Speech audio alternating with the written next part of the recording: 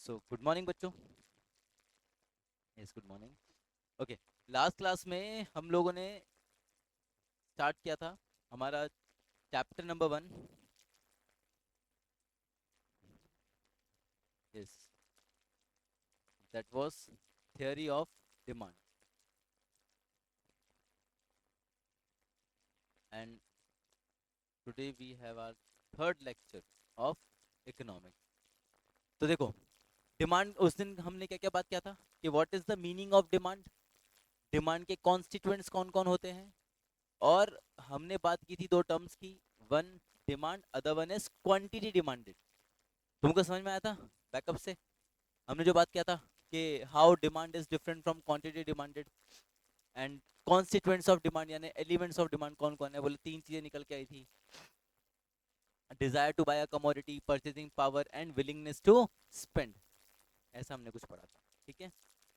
फिर हम लोग पहुंचे थे डिमांड फंक्शन पे।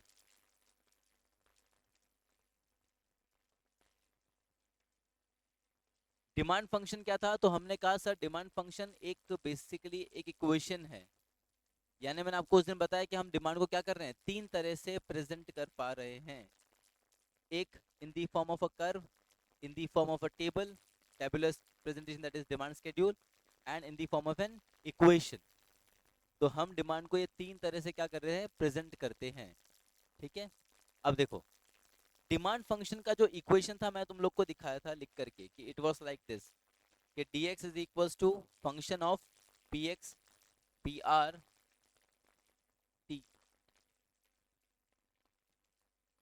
yes, so these were the factors affecting demand। इन सभी को, जो नाम अपन ने अंदर लिखे हुए हैं ब्रैकेट्स के अंदर, इनको अपन ने क्या बोला कि sir these were the factors affecting demand. ये वो फैक्टर्स है जिनकी वजह से डिमांड में क्या आएगा, चेंज आएगा। मैंने आपको बताया पहले वाले फैक्टर को छोड़ दो, पीएक्स को। क्यों? क्योंकि पीएक्स का रिलेशन किसके साथ है, क्वांटिटी डिमांडेड के साथ है। पीएक्स का मामला फिक्स है, पीएक्स में कोई चेंज नहीं आना। बाकी के ये जो फैक्टर्स हैं, सिक्स फैक्टर्स, ये लोग किस कैटेगरी में जाएंगे, ये लोग जाएंगे एफओटीपी की कैटेगरी में।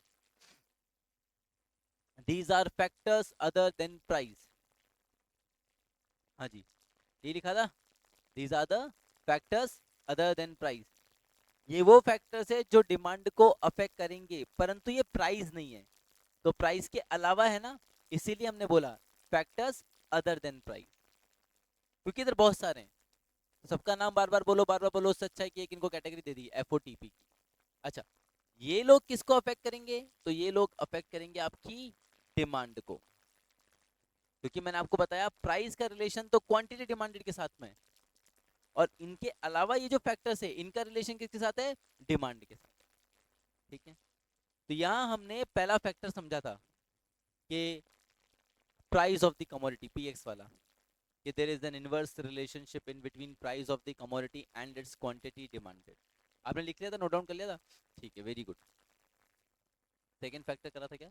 ओके, फिर हमने दूसरा फैक्टर भी क्या था, हमने क्या था, इनकम ऑफ द कंज्यूमर। उधर मैंने आपको बताया there is a direct relationship, there is a direct relationship in between income and demand. Demand आया यहाँ पे वर्ड, यहाँ पे क्वांटिटी डिमांडेड नहीं आएगा, क्योंकि इनकम का रिलेशन किससे, डिमांड के साथ है। फाइन।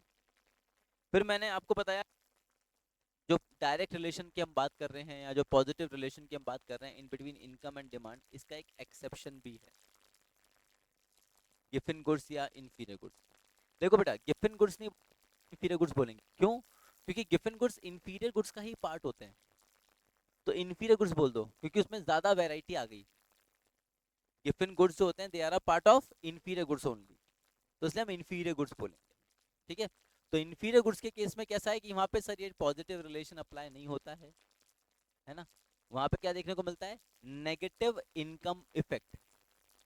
वहां पे क्या देखने को मिलता है, negative income effect. Negative income effect बोले तो नेगेटिव इनकम इफेक्ट मतलब हो गया सर कि यदि कंज्यूमर का इनकम बढ़ेगा तो इन तरह के गुड्स की डिमांड कम होगी, है ना, और इनकम कम हुई तो डिमांड बढ़ जाएगा।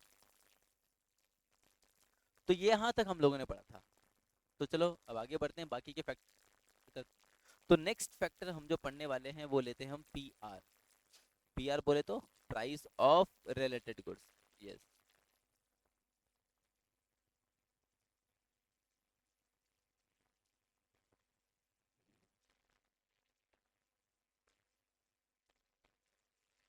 कि भाई ये जो रिलेटेड गुड्स का प्राइस है ये किस तरह से अफेक्ट करता है कंज्यूमर की डिमांड को। पर इसके लिए एक बात है। क्या नाम है तुम्हारा? नेहा। नेहा, इसके लिए एक बात है पर कि रिलेटेड गुड्स क्या होते हैं पहले वो समझना पड़ेगा। Price of related goods demand को कैसे अफेक्ट करेंगे वो समझने के लिए पहले तुमको पता होना चाहिए कि रिलेटेड गुड्स क्या होते हैं। अभी तुमको अगर वो ही नहीं पता रहेगा तो फिर हम आगे नहीं बढ़ सकते, है ना। तो चलो पहले बात करते हैं किसकी। पहले हम बात करते हैं रिलेटेड गुड्स की कि sir what do we mean by related goods. तो रिलेटेड गुड्स क्या होते हैं, एनी आइडिया? आपको पता है? हाँ बताओ। Very good. ये जो सब्स्टिट्यूट बताया ना वो रिलेटेड गुड्स का एक टाइप है बेटा, है ना। Actually related goods means what. Related goods ऐसा हो गया, किसी एक कमोडिटी की डिमांड, किसी एक कमोडिटी के प्राइस में चेंज आ रहा है जिसकी वजह से दूसरे कमोडिटी की डिमांड चेंज हो रही है। क्या हुआ? किसी एक के प्राइस में चेंज आया तो इसके प्राइस की वजह से इसकी डिमांड चेंज हुई। प्राइस किसी और का चेंज हुआ, डिमांड किसी और की चेंज हुई। तो ये दोनों कमोडिटीज को क्या कहा जाएगा आपस में कि they are somehow related to each other. इन दोनों का जरूर आपस में कोई ना कोई रिश्ता है। They are related to each other, तो इनको क्या बोलेंगे? Related goods. फिर चाहे बेटा वो सब्स्टिट्यूट हो फिर चाहे कॉम्प्लीमेंट्री, वो इसी का टाइप हो गया। समझे? तो व्हाट आर रिलेटेड गुड्स? तो सर रिलेटेड गुड्स की बात करें, these are those goods where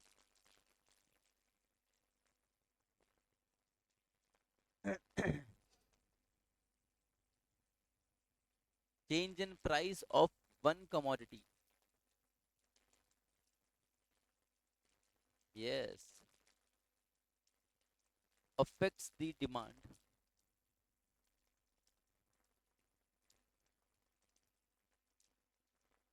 affects the demand of other commodity। ठीक है, कि किसी एक कमोडिटी के प्राइस में चेंज आ रहा है जिसकी वजह से दूसरे कमोडिटी की डिमांड चेंज हो रही है। तो उन दो गुड्स को, उन दोनों कमोडिटीज को आपस में क्या कहा जाएगा? उन दोनों कमोडिटीज को कहा जाएगा रिलेटेड गुड्स। की both of them are related, दोनों रिलेटेड हैं, दोनों का रिश्ता है कोई ना कोई। ठीक है, जैसे एग्जाम्पल अगर अपन लें तो कार और पेट्रोल। कार सस्ती हो गई बेटा तो क्या लगता है पेट्रोल का डिमांड बढ़ेगा कि नहीं बढ़ेगा? बढ़ेगा, क्योंकि जितनी ज्यादा कारें खरीदेंगे लोग उतनी ज्यादा डिमांड बढ़ेगी किसकी? पेट्रोल की। तो ये सस्ता हुआ तो लोगों ने ज्यादा कारें खरीदी तो पेट्रोल का डिमांड बढ़ गया। इसका प्राइस कम हुआ और इसका डिमांड बढ़ गया। तो इसके प्राइस में चेंज आया और इसकी डिमांड में चेंज आया, तो ये दोनों क्या हो गए आपस में? Related goods. इन दोनों का आपस में जरूर कुछ रिलेशन है। ये दोनों क्या हो गए? Related goods. तो रिलेटेड गुड्स समझ में आया कि सर ऐसी दो कमोडिटीज जहां पे क्या हो रहा है, किसी एक का प्राइस चेंज होने से दूसरे की डिमांड चेंज हो रही है, तो इन दोनों कमोडिटीज को क्या कहा जाएगा? रिलेटेड गुड्स कहा जाएगा। क्लियर? ओके। अब ऐसा होता है ना, वो ऐसी ऐसी कहावतें होती है, बेगानी शादी में अब्दुल्ला दीवाना, सुनी है?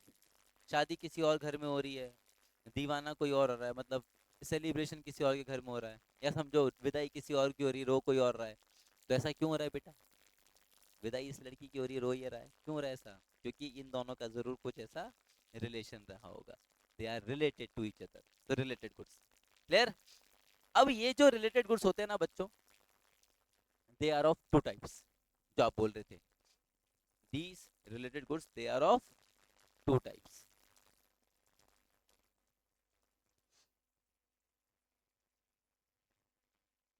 एक कहलाते हैं सब्स्टिट्यूट गुड्स। Very good. कहाँ पढ़ा तुमने बेटा ये? हैं पढ़ा कहीं नहीं, तो फिर तुमको कैसे पता? कहाँ पढ़ी थी? तो वही तो पूछ रहा हूँ बेटा, कहाँ पढ़ा तुमने? मुझे लगा तुम्हारा ग्रेजुएशन वाला स्टेज में तुमने पढ़ा हो।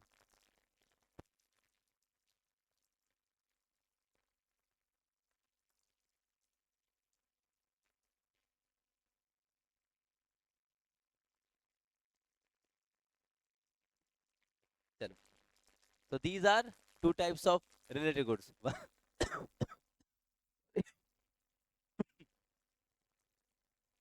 One is substitute goods, other one is complementary goods.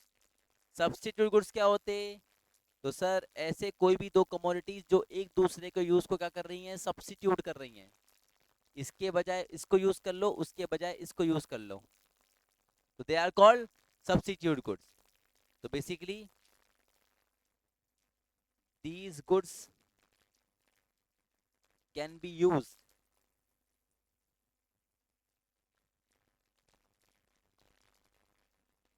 in place of each other। जैसा कि आपने कहा था कि sir they can be substituted, तो सब्स्टिट्यूटेड मतलब किसी एक की जगह किसी दूसरे को यूज में ले लेना। ठीक है जी। एग्जाम्पल, तुमको जूस पीना पसंद है बेटा? Very good.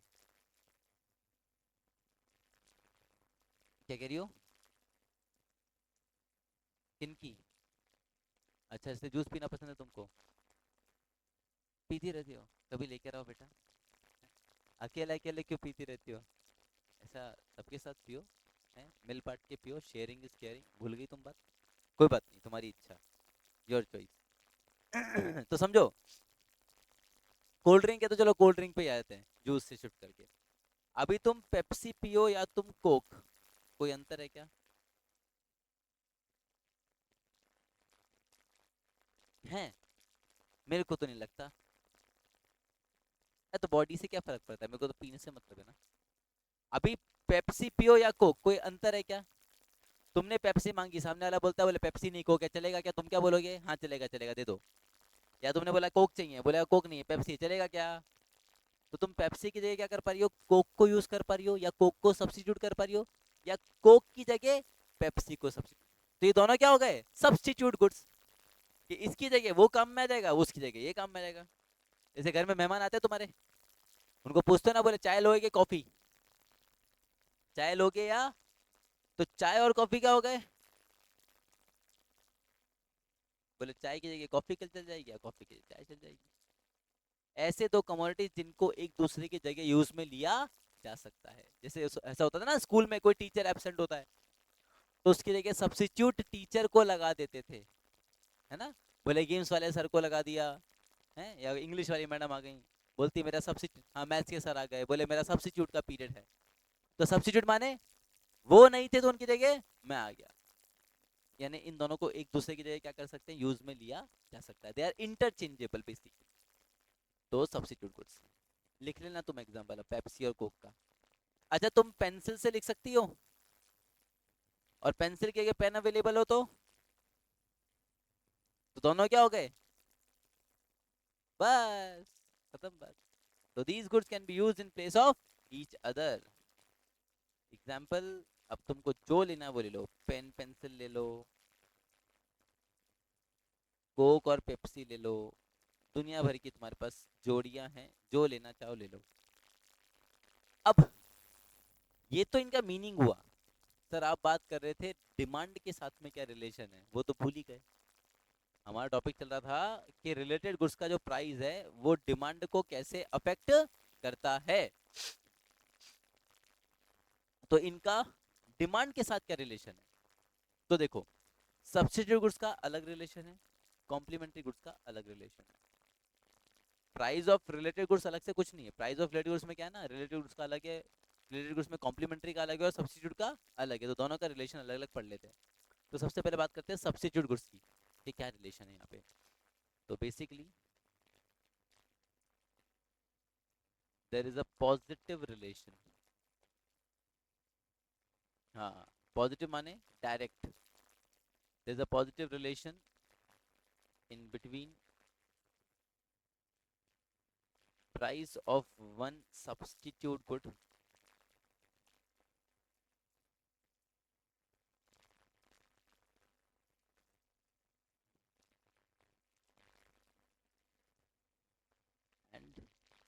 Demand of other.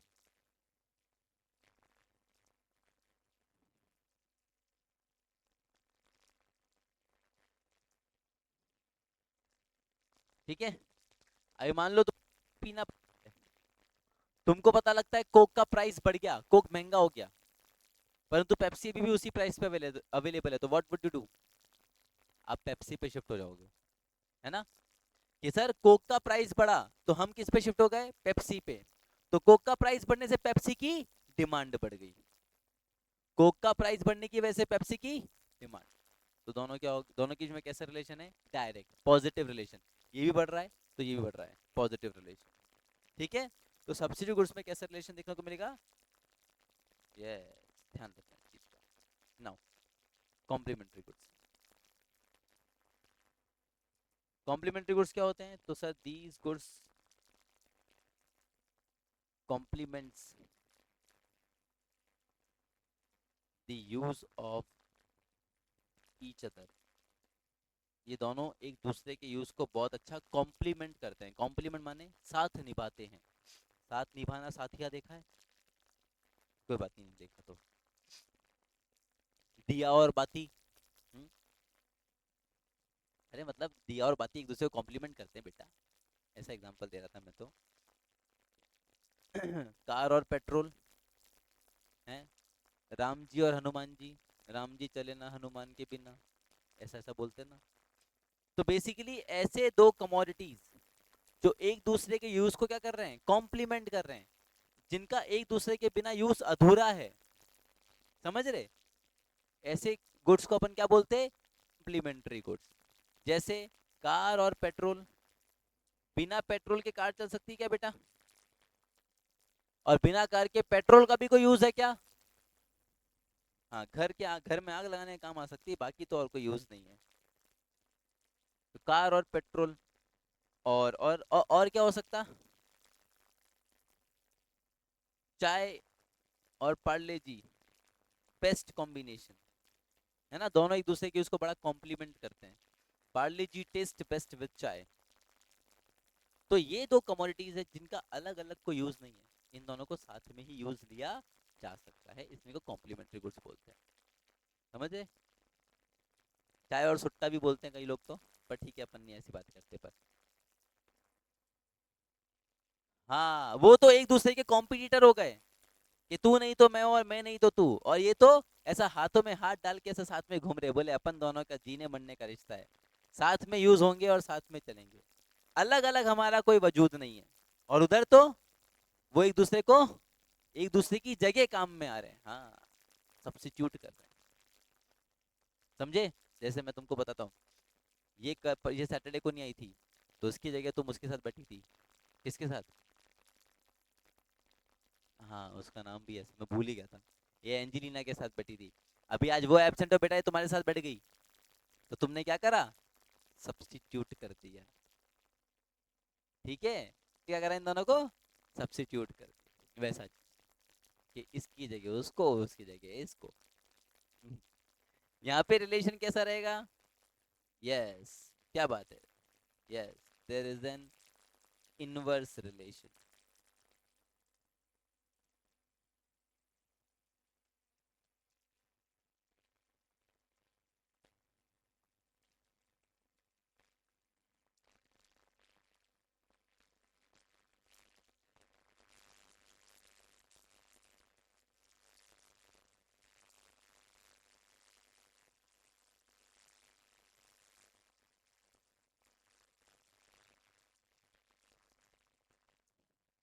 And demand of other.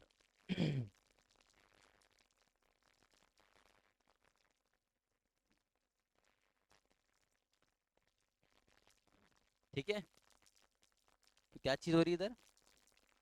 Sir यहाँ पे इनवर्स रिलेशन है। इनवर्स रिलेशन का मतलब क्या हुआ? इनवर्स रिलेशन का मतलब क्या हुआ? नेगेटिव। यानी एक का प्राइस बढ़ेगा और दूसरे का डिमांड कम होगा। यहाँ तो क्या हो रहा था? एक का यदि प्राइस बढ़ रहा है तो दूसरे का डिमांड बढ़ रहा है। ठीक है, यहाँ क्या होगा? यहाँ सर एक का यदि प्राइस बढ़ेगा तो दूसरे का डिमांड क्या हो जाएगा? कम हो जाएगा। फॉर एग्जाम्पल अभी अपन कार पेट्रोल का बात किया था, उसी को लेके चलते हैं। ठीक है, उसी को कंटिन्यू करते हैं। एक सेकंड, इसको मैं ठिकाने लगा दूं पहले। बड़ा ही, अरे भगवान, ये भी टास्क है।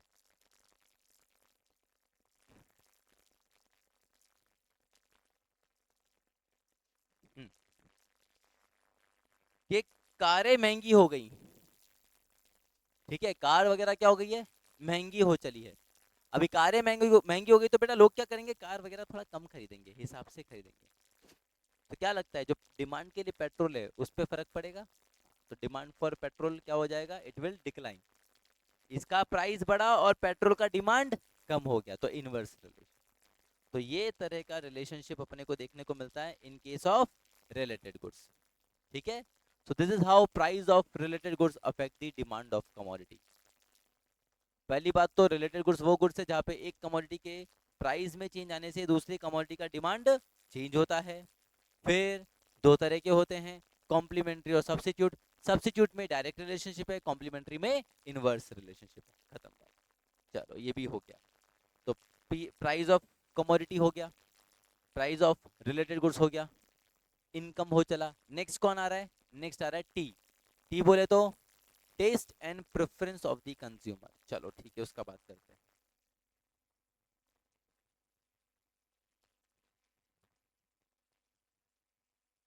Test and preference of the consumer.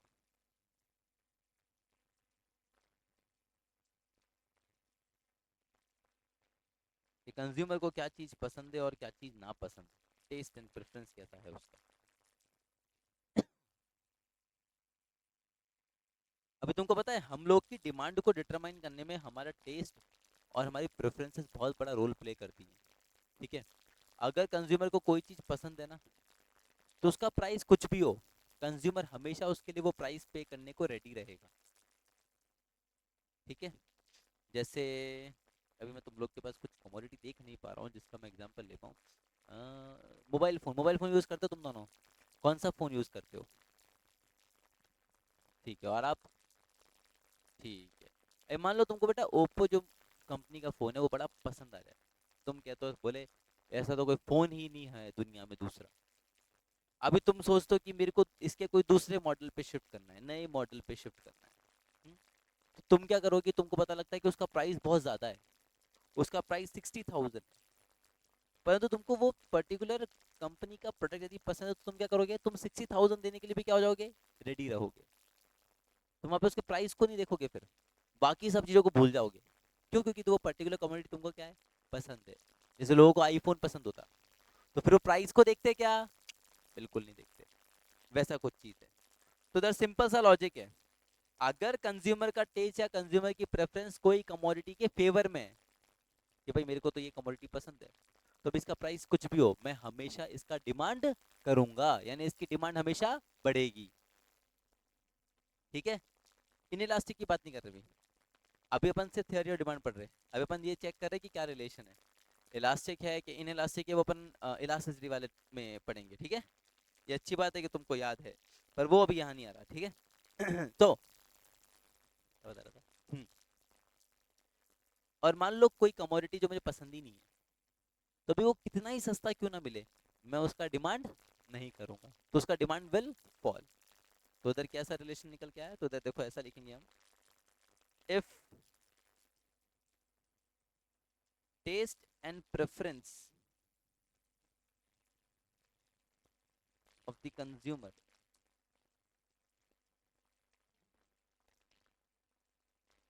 shifts in favor of a commodity,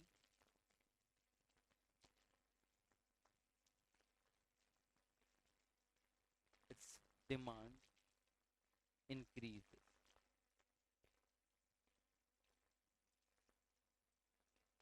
And if taste and preference of consumer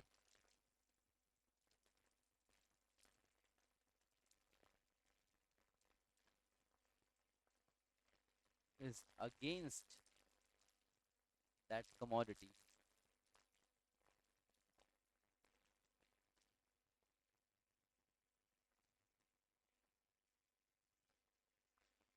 demand decrease.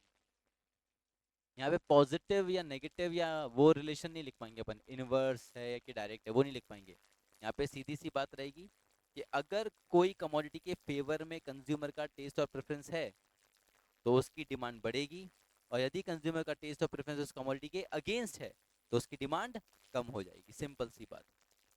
जैसे भी गर्मियों का मौसम है ना, तो तुम लोग को कहा जाए कि ये भी गर्मियों का मौसम है, चलो स्वेटर पहन के घूमो, है घूमोगे क्या?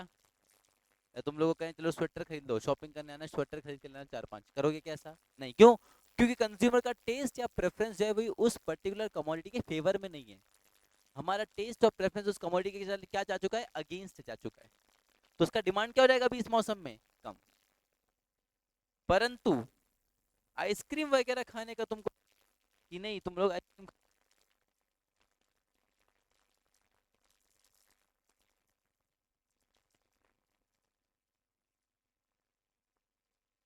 का टेस्ट या तुम कमोडिटी के फेवर में है तो उसका डिमांड क्या होगा, इट विल इंक्रीज।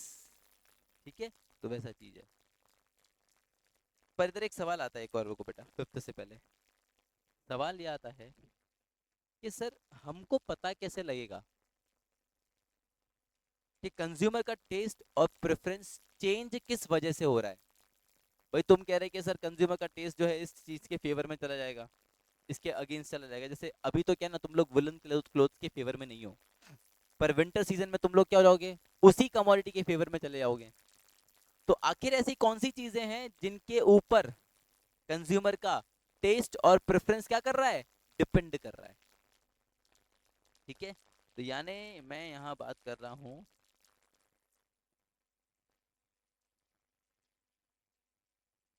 हाँ, factors affecting taste and preference, कि आखिर ऐसी कौन सी चीजें हैं जिसके कारण कंज्यूमर का टेस्ट और प्रेफरेंस क्या हो रही है, बार बार बदल रही है। तो ज्यादा कुछ नहीं है, दो तीन चीजें ही आती है इसमें जिसके ऊपर कंज्यूमर का टेस्ट और प्रेफरेंस डिपेंड करता है। शायद तुम लोग अग्री करो। हाँ, जैसे सर, जैसे एक आता है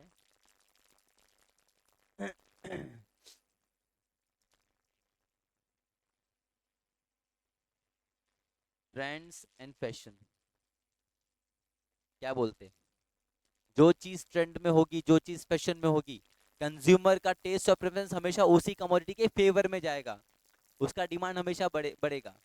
जैसे आजकल वो कोरियन जीन्स वगैरह जो चलते हैं, बैगी जीन्स और ये सब, तो अभी ट्रेंड क्या है उस पर्टिकुलर चीज का है, तो कंज्यूमर का टेस्ट और प्रेफरेंस हमेशा उसी पर्टिकुलर कमोडिटी के फेवर में रहेगा, उसका डिमांड बढ़ेगा। तो एक तो ट्रेंड और फैशन अफेक्ट कर रहा है आपकी टेस्ट और प्रेफरेंस को। दूसरा चीज आता है क्लाइमेटिक कंडीशंस। क्लाइमेट कैसा है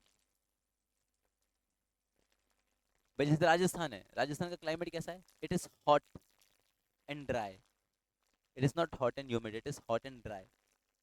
तो यहाँ पे हम लोग उस तरह का खाना पीना करते हैं, हमारा जो कपड़े वगैरह होते हैं वो उसी के अकॉर्डिंग होते हैं। पर यही तुम अगर किधर चले जाओ, नॉर्थ में चले जाओ, है ना, नॉर्थ, हाँ इधर जम्मू कश्मीर चले जाओ, उधर का जो क्लाइमेट है कैसे रहता है, ठंडा क्लाइमेट है। तो वहाँ का जो कपड़े वगैरह होंगे, वहाँ का जो खाना पीना होगा वो क्या होगा, काफी डिफरेंट होगा। तो क्लाइमेटिक कंडीशंस भी अफेक्ट कर रही है हमारे टेस्ट और प्रेफरेंस को। फिर वेदर, मौसम, कभी बारिश का मौसम होता है तो हम बोलते हैं, बोले मम्मी आज पकौड़े बनाओ, आज बारिश का मौसम है। तो मौसम के हिसाब से भी क्या होता रहता है, हमारा टेस्ट और प्रेफरेंस बदलता रहता है। बारिश का मौसम आता है, वो ऐसा वो कॉर्न ले लेकर के बैठे, स्वीट कॉर्न वगैरह ले लेकर के बैठे रहते इधर आना सागर के सामने, अभी है क्या, अभी नहीं है, मौसम वैसा नहीं ना। तो वेदर, वेदर पे भी हमारा टेस्ट एंड प्रेफरेंस डिपेंड करता है। ठीक है, और एक और हम इसमें ले सकते हैं, personal likes and dislikes.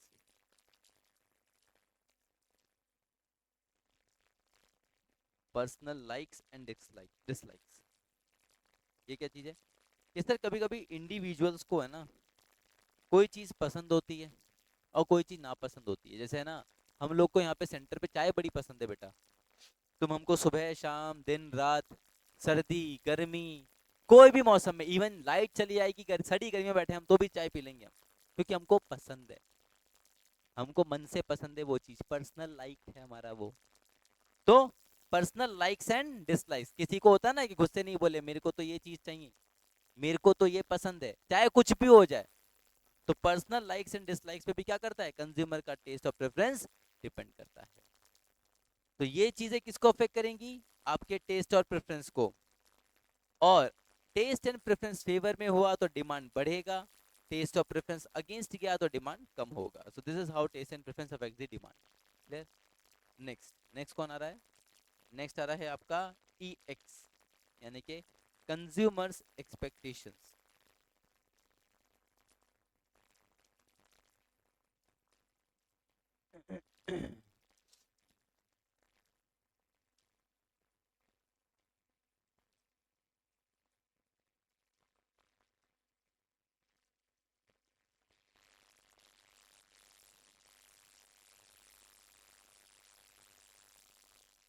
Consumers expectations, ये कंज्यूमर क्या एक्सपेक्ट कर रहा है। आप कंज्यूमर्स हैं, है भाई नेहा, आप कंज्यूमर हो, अपेक्षा ने तो बोल दिया वो तो है, आप भी हो। तुम लोग का एक्सपेक्टेशन क्या रहता है बाजार से, मार्केट से? हाँ, क्या एक्सपेक्टेशन रहता है? क्वालिटी, ठीक है, एक तो क्वालिटी का एक्सपेक्टेशन रहता है, और एक प्राइस। क्या है ना बेटा, क्वालिटी वॉलिटी तो तुम ऐसे झूठ झूठ बोल रही हो। कंज्यूमर की जो जिंदगी है ना, वो दो ही चीजों में निकल जाती है, कि या तो इस कमोडिटी का प्राइस बढ़ेगा, या इस कमोडिटी का प्राइस कम होगा। जैसे गोल्ड, गोल्ड 73,000 रुपीज पे पहुंच चुका है। अभी जिनको सोना लेना है वो क्या सोचते रहते हैं, बोले यार अभी नहीं ले रहा, अभी थोड़ा सस्ता होगा ये, है, बोले नहीं अभी तो और महंगा होगा ये। तो यही तो एक्सपेक्ट करते हैं हम लोग। कंज्यूमर एक्सपेक्ट क्या करता है, कंज्यूमर एक्सपेक्ट करता है चेंज इन प्राइस। या तो हम एक्सपेक्ट करेंगे कि या तो इसका प्राइस बढ़ेगा, या हम एक्सपेक्ट करते हैं कि इसका प्राइस कम हो जाएगा। तो कंज्यूमर्स एक्सपेक्टेशन में हम यहाँ दो इसके हिस्से निकाल देते हैं। तुमको ठंड वन लगे तो बता देना बेटा, उस दिक्कत विक्कत हो तो बता देना। कंज्यूमर्स एक्सपेक्टेशन, तो क्या एक्सपेक्ट करोगे, या तो आप एक्सपेक्ट करोगे rise in price in near future. Near future लिखना जरूरी है। मैं कह रहा हूँ भाव बढ़ेगा, बोले 1 साल बाद बढ़ेगा, तो उससे मेरी डिमांड पे क्या असर पड़ेगा अभी 1 साल बाद से। नियर फ्यूचर में चेंज होना चाहिए, आने वाले कुछ दिन। और या मैं एक्सपेक्ट करूंगा फॉल इन प्राइस।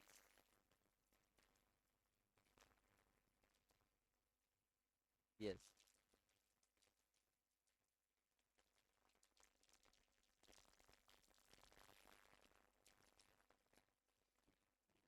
ओके। अब इसका आंसर तुम करना ना, मुझे मुझे ऐसा लगता है कि मुझे आंसर करने की जरूरत नहीं पड़ेगी, तुम खुद ही बता दोगे। तुम कंज्यूमर हो, तुमको कोई चीज खरीदनी क्या बेटा, अभी रिसेंट टाइम में कोई चीज खरीदने की इच्छा है क्या? जूस पीने की इच्छा है? नहीं नहीं, जूस नहीं बेटा, वो तो ठीक है, कुछ कुछ और ऐसा जिसमें ज्यादा पैसा लग रहा हो।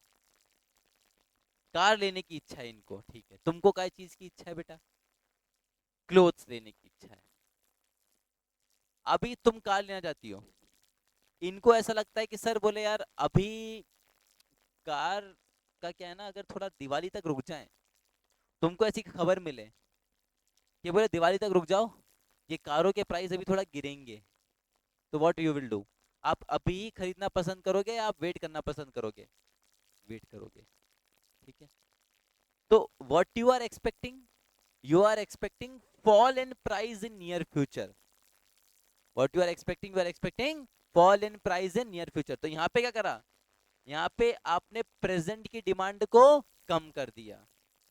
तो if consumer is expecting fall in price in near future, तो प्रेजेंट का जो डिमांड है, प्रेजेंट डिमांड विल फॉल।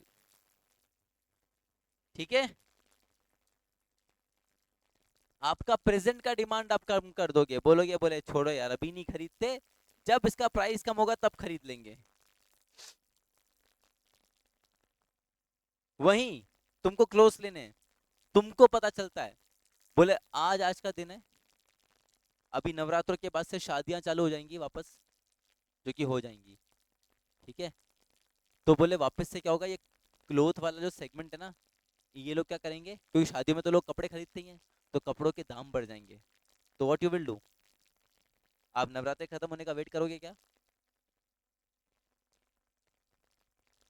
आप प्रेजेंट में ही डिमांड कर लोगे, बोले यार बाद में नहीं खरीदेंगे, बाद में तो इसका दाम बढ़ जाएगा, है ना? तो हम क्या करना चाहेंगे, हम उसको प्रेजेंट में ही परचेस करना चाहेंगे। तो if we are expecting rise in price, कब? फ्यूचर में, तो present demand will increase.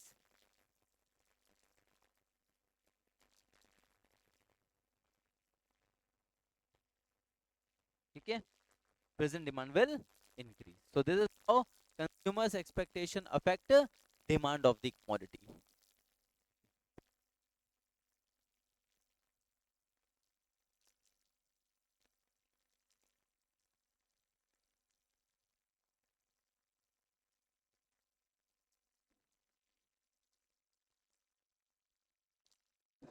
Clear हुआ ये? अभी तुमको पता लगता है कि पेट्रोल का दाम आज रात 12 बजे से बढ़ने वाला है, इंक्रीज होने वाला है, there will be a hike. कितना बढ़ जाएगा, बोले 100 रुपए बढ़ जाएगा। तो what you will do, sir आज के आज ही टंकी फुल करा लेंगे। सर टंकी फुल नहीं कराएंगे, घर में जितने बर्तन वगैरह भी है ना, उन सबको ही भरवा भरवा के रख देंगे। बोले भाई पेट्रोल महंगा हो जाएगा, महंगा होने से पहले ही खरीद के रख लो, जितना खरीद सकते हो उतना बढ़िया है। करोगे ऐसा? हाँ सर कर लेंगे, पर बेटा पेट्रोल वाले तेरे को पेट्रोल देगा ही नहीं। परंतु तुमको पता लगता है कि आज रात 12 बजे से पेट्रोल के प्राइसेस आधे हो जाएंगे, तो तुम क्या करोगे कि अगर आज अगर पेट्रोल भरवाना था ना, तो तुम अपनी उस डिमांड को क्या कर लोगे, कल परसों के लिए शिफ्ट कर लोगे। भले ही मेरी गाड़ी में पेट्रोल खत्म हो जाए, मुझे धक्के मार के लेना पड़ जाए, मैं आज नहीं भरवाऊंगा पेट्रोल, मैं उसका प्राइस चेंज होने के बाद ही भरवाऊंगा, है ना? तो this is how consumers expectation affects the demand of the commodity. समझ में आ गई बात? चलो, फिर आता है नंबर ऑफ कंज्यूमर्स।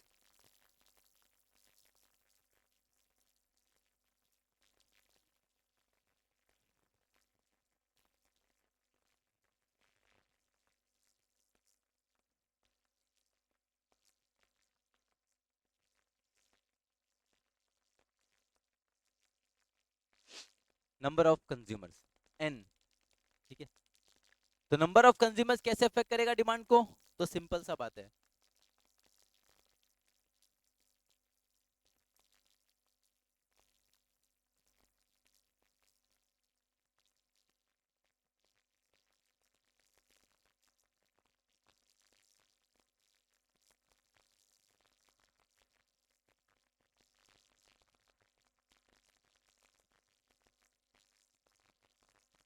ठीक है?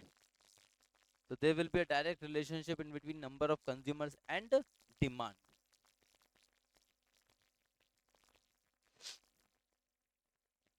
जितने ज्यादा कंज्यूमर्स, डिमांड उतनी ही ज्यादा। भाई जितने ज्यादा लोग होंगे किसी जगह पे, जितनी ज्यादा पॉपुलेशन होगी, उतने ज्यादा लोग क्या करेंगे, डिमांड करेंगे, क्योंकि लोगों तो कंजम्पशन करना है ना। आप लोगों की डिमांड को रोक ही नहीं सकते, क्योंकि जो इस दुनिया में आया उसको क्या चाहिए, गुड्स और सर्विसेज की जरूरत है अपने कंजम्पशन के लिए, अपनी नीड्स और वांट्स को सेटिस्फाई करने के लिए। तो जितने ज्यादा कंज्यूमर्स बढ़ेंगे, उतनी आपके प्रोडक्ट की डिमांड बढ़ेगी, और नंबर ऑफ कंज्यूमर जितने कम होंगे, आपकी डिमांड भी उतनी कम होगी। तो this is how number of consumers कैसे रिलेटेड है, डायरेक्टली रिलेटेड है। क्लियर? और लास्ट, लास्ट बचता है आपका डिस्ट्रीब्यूशन ऑफ इनकम।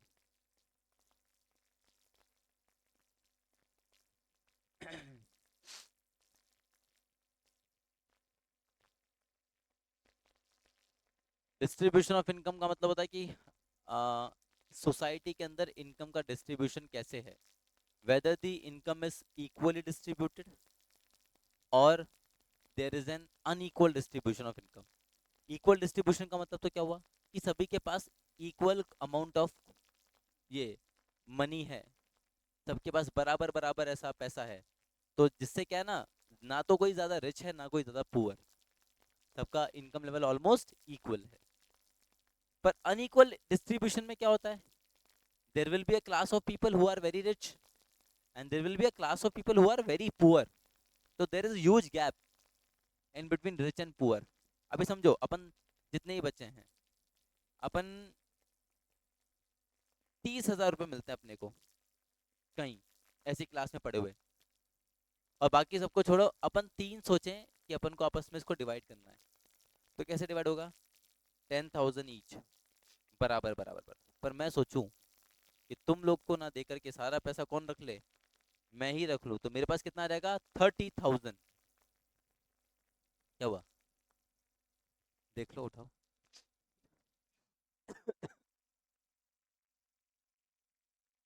हम्म।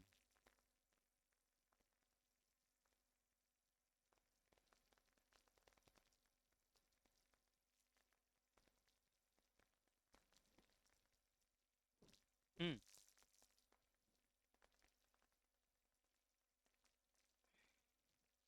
तो इस पैसे को यदि या समझो, ऐसा नहीं कर रहा, इतना लालच भी अच्छा नहीं है। मैं क्या करता हूँ, 1,000 तुमको देता हूँ, 1,000 तुमको देता हूँ, 28,000 मेरे पास रखता हूँ, तो this is what, unequal distribution.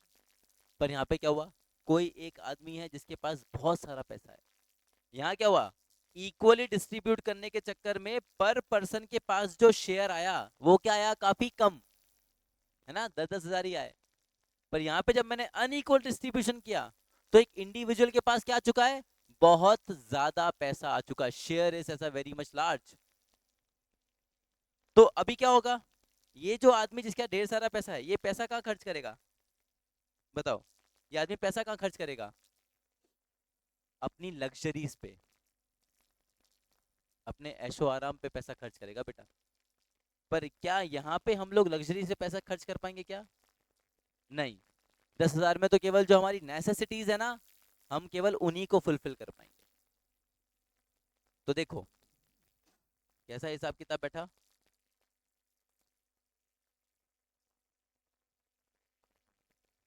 Distribution of income में दो पार्ट कर लो।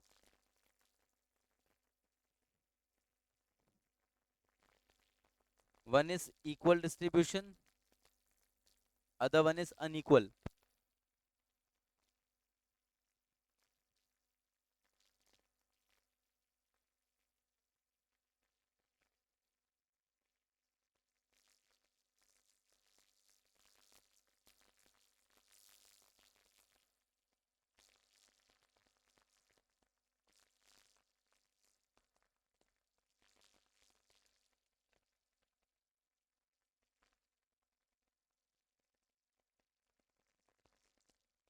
तो डिस्ट्रीब्यूशन ऑफ इनकम या तो इट विल बी इक्वल और अनइक्वल। तो जहां पर इक्वल डिस्ट्रीब्यूशन है ना इनकम का, तो वहां पे क्या है, सबको पैसा मिला है, इक्वल अमाउंट ऑफ मनी, जिससे कि वो क्या कर सकते हैं, अपना minimum standard of living maintain कर सकते हैं, यानी अपनी जो नेसेसिटीज है ना उनको तो खरीद ही सकते हैं। तो there will be high demand, किसका, ऑफ नेसेसिटीज। इस तरह की इकोनॉमी में नेसेसिटीज का डिमांड ज्यादा होगा, क्यों? क्योंकि सबके पास पैसा है, सब लोग क्या कर पाएंगे, जो अपनी जरूरत की चीजें हैं उस पर इजीली स्पेंड कर पाएंगे। परंतु अनइक्वल डिस्ट्रीब्यूशन में कैसा है, कुछ लोगों के पास पैसा बहुत ज्यादा है, तो वो क्या करेंगे, वो अपनी लग्जरी इस पे ज्यादा स्पेंड करेंगे। हाँ, यहाँ पे क्या रहेगा, हाई डिमांड किसका रहेगा, of luxury.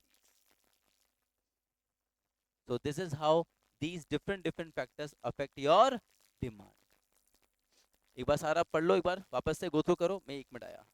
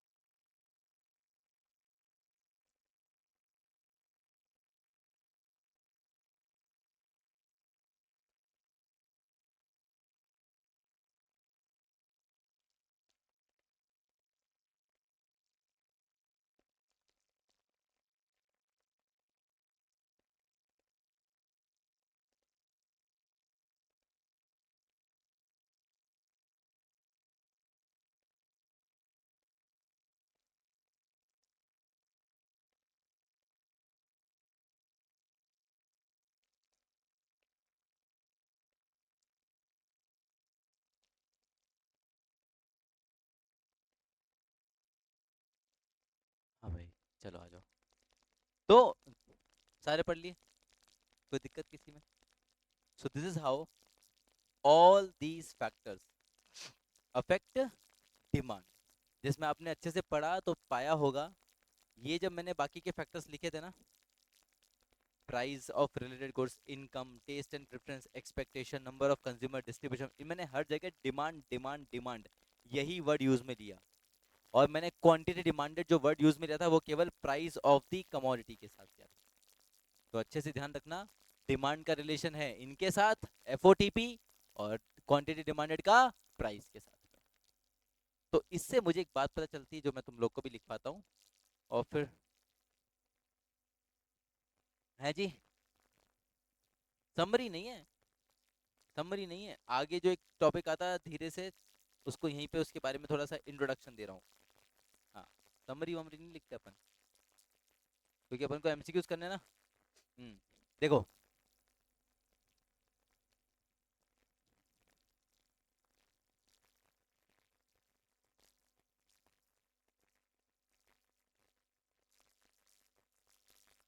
Change in demand, और एक और चीज हो सकती है क्या, चेंज इन क्वांटिटी डिमांडेड। तो क्या दोनों चीजें अलग है? यस, दोनों अलग है, क्योंकि डिमांड अलग है तो क्वांटिटी डिमांडेड अलग है, तो वैसे ही दोनों में जो चेंज आएगा वो भी अलग है। सॉरी।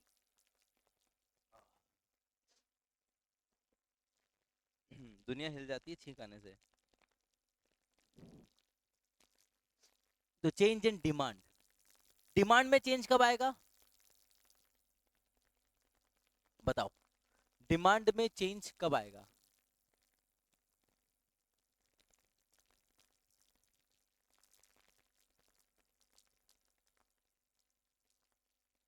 या इनकम बदलेगा, या प्राइस ऑफ रिलेटेड गुड्स बदलेगा, या नंबर ऑफ कंज्यूमर्स बदलेगा, या कंज्यूमर्स की एक्सपेक्टेशन में चेंज आएगा, या डिस्ट्रीब्यूशन ऑफ इनकम बदलेगा।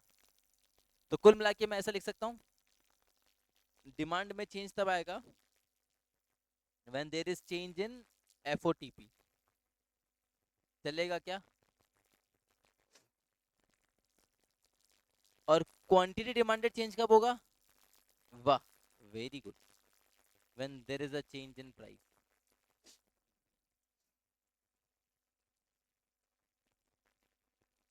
अब तुम समझो, प्राइस जो है वो दो तरह से चेंज हो सकता है। प्राइस जो है वो दो तरह से, कौन कौन से? या तो प्राइस बढ़ेगा, इंक्रीज इन प्राइस, या price decrease in price.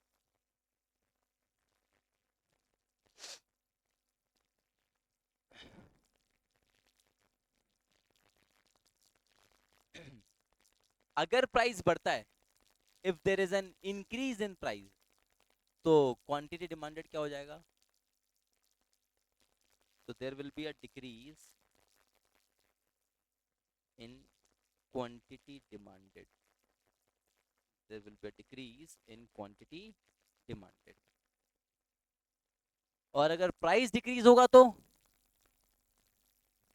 Yes, increase in quantity demanded.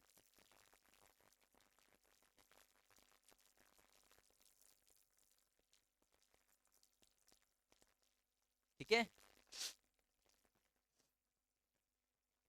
तो एक बात सुनो, जब क्वांटिटी डिमांडेड कम होती है ना, तो उसको बोलते हैं कॉन्ट्रैक्शन ऑफ डिमांड। क्या बोलते हैं? तो what is contraction of demand? Contraction of demand means decrease in quantity demanded due to increase in price. ठीक है, हमको वहां देखने को मिलेगा कॉन्ट्रैक्शन। एंड यदि क्वांटिटी डिमांडेड इंक्रीज होता है, वाह, there will be an expansion और एक्सटेंशन भी बोल सकते हैं, एक्सपेंशन और एक्सटेंशन ऑफ डिमांड। तो डिमांड का एक्सपेंशन या एक्सटेंशन तब होगा when there is decrease in price. Clear? और एक बात ध्यान रखना, यदि डिमांड कॉन्ट्रैक्ट होती है या एक्सपेंड होती है यानी एक्सटेंड होती है, तो बेटा इस तरह के बिहेवियर को कहा जाता है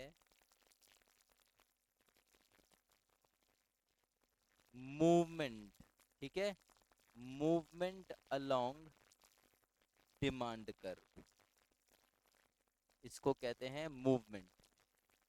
यदि डिमांड एक्सपेंड हो रही है या डिमांड कॉन्ट्रैक्ट हो रही है तो उसको इकोनॉमिक्स में हम बोलते हैं मूवमेंट अलोंग डिमांड कर्व, कि आपके डिमांड कर्व में क्या हो रहा है, मूवमेंट हो रहा है, ठीक है।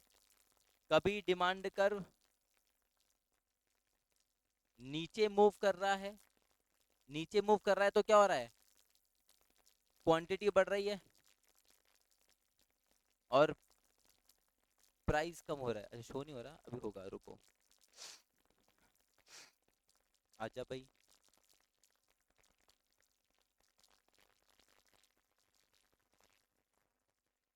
तो अगर ये डिमांड कर्व नीचे मूव कर रहा है, नीचे, है ना, तो बढ़ रही और कम हो रहा है तो क्या बोलेंगे, एक्सटेंशन, क्योंकि डिमांड, क्वांटिटी डिमांडेड बढ़ रहा है। और अगर यही मूवमेंट कहाँ हो, ऊपर की तरफ हो, तो इसको क्या बोलेंगे, इसको बोलेंगे कॉन्ट्रैक्शन,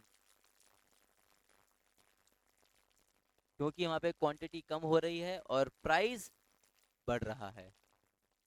तो दिस इज योर कॉन्ट्रैक्शन।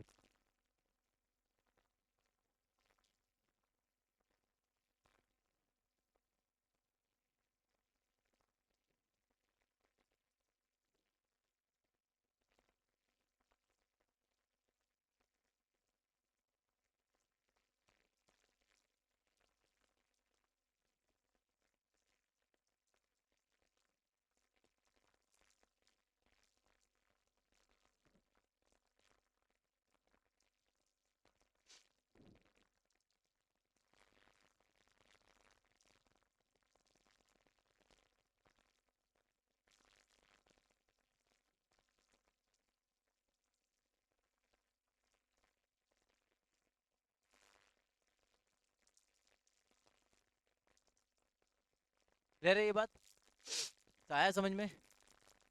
तो समझो ये टॉपिक क्या था, ये टॉपिक था मूवमेंट, कि डिमांड कर्व में मूवमेंट कैसे आता है। तो डिमांड कर्व में मूवमेंट आता है दो तरीके से, हम इसको ऐसे ही पढ़ सकते हैं कि डिमांड कर्व में मूवमेंट कब आता है। तो डिमांड कर्व में मूवमेंट आता है दो तरह से, या तो एक्सपेंशन की फॉर्म में आएगा या कॉन्ट्रैक्शन की फॉर्म में। एक्सपेंशन तब होगा जब क्वांटिटी डिमांडेड बढ़ेगा, क्वांटिटी डिमांडेड कब बढ़ेगा, जब प्राइस गिरेगा। और कॉन्ट्रैक्शन कब होगा, जब क्वांटिटी डिमांडेड कम होगा और प्राइस इंक्रीज होगा।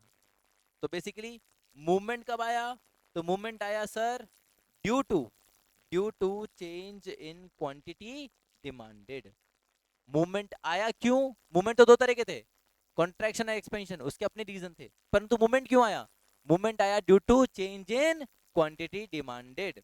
और क्वांटिटी डिमांडेड चेंज क्यों हुई, due to change in price.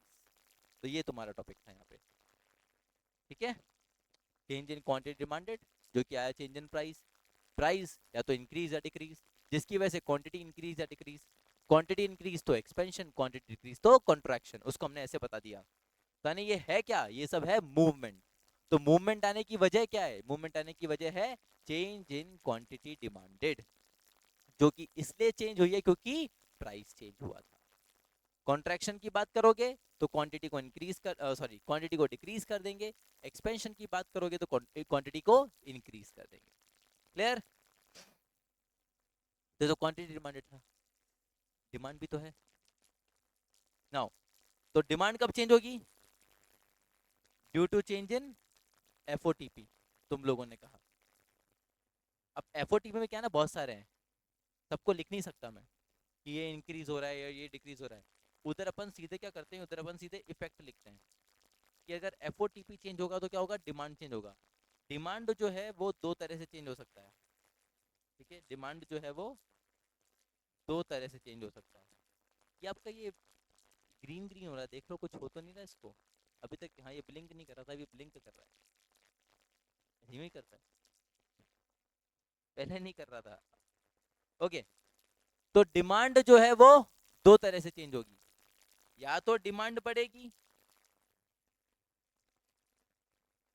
Increase in demand या डिमांड घटेगी, डिक्रीज इन डिमांड। अगर डिमांड बढ़ गई तो उसको बोलते हैं फॉरवर्ड शिफ्ट। क्या बोलते हैं? और डिमांड कम हो गई तो बैकवर्ड शिफ्ट।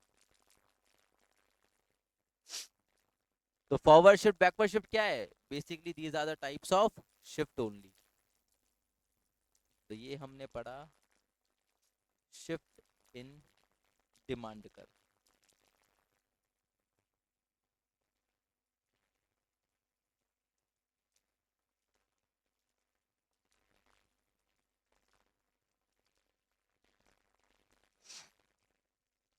ठीक है, तो कितने तरह के शिफ्ट होते हैं? दो, फॉरवर्ड या बैकवर्ड। फॉरवर्ड शिफ्ट कब आएगा? जब डिमांड बढ़ेगा। बैकवर्ड शिफ्ट कब आएगा? जब डिमांड कम होगा। अच्छा, शिफ्ट कब आएगा? तो सर जब भी डिमांड चेंज होगी तो शिफ्ट आ जाएगा। और डिमांड चेंज क्यों होगी? Due to change in FOTP. ठीक है, शिफ्ट कैसा होता है वो देख लो, बना लेना। मतलब ये मेरा डिमांड कर्व है, ये मेरी क्वांटिटी है, ये मेरा प्राइस है। अगर ये डिमांड आगे चला गया, कहाँ चला गया? आगे, तो this is called forward shift.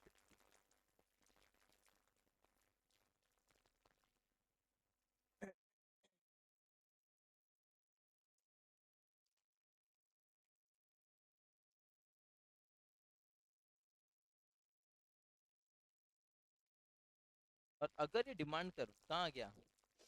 पीछे की तरफ शिफ्ट कर गया, तो this will be called as backward shift. This will be called as backward shift.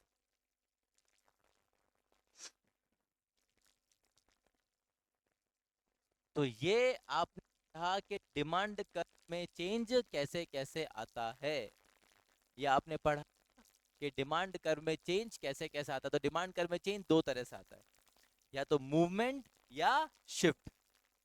Movement या शिफ्ट। मूवमेंट कब आएगा? To change in quantity demanded. और शिफ्ट कब आएगा? Due to change in demand. वो बात अलग है, मूवमेंट दो तरह का और शिफ्ट भी फिर दो तरह का है, वो बात की बात है। तो डिमांड कर कितनी तरह से चेंज होगा? दो तरह से, या तो शिफ्ट या मूवमेंट, है ना। शिफ्ट डिमांड की वजह से, मूवमेंट क्वांटिटी डिमांडेड की वजह से। फिर उनके खुद के दो दो टाइप्स हैं, forward shift, backward shift, contraction, expansion, और इनके अपने रीजन है। ये खत्म हो यहाँ पे, इसको अच्छे से याद करके आना, ठीक है, कि किसके क्या था, किसके क्या था। तो आज हम इसको यहीं तक पढ़ते हैं। अच्छा, एक बात ध्यान रहे,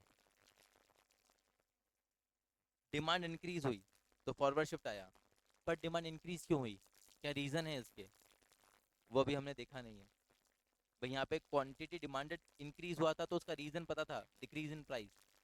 पर यहाँ पे इन डिमांड इंक्रीज क्यों हुई, रीजन नहीं पता, तो वो रीजन कल लिखेंगे। साथ साथ डिमांड डिक्रीज क्यों हुआ, उसके रीजन कल लिखेंगे। यानी reasons for forward shift and reasons for backward shift आपको लिखवाना बाकी है। बाकी उसके अलावा ये पार्ट पूरा कंप्लीट है, इसको अच्छे से रिवाइज करके आना। कल जब आओगे तो कुछ क्वेश्चंस पूछेंगे आपसे, फिर आपको आगे का लिखना। चलो, आज का क्लास तुम्हारा यहीं खत्म होता है। Thank you so much.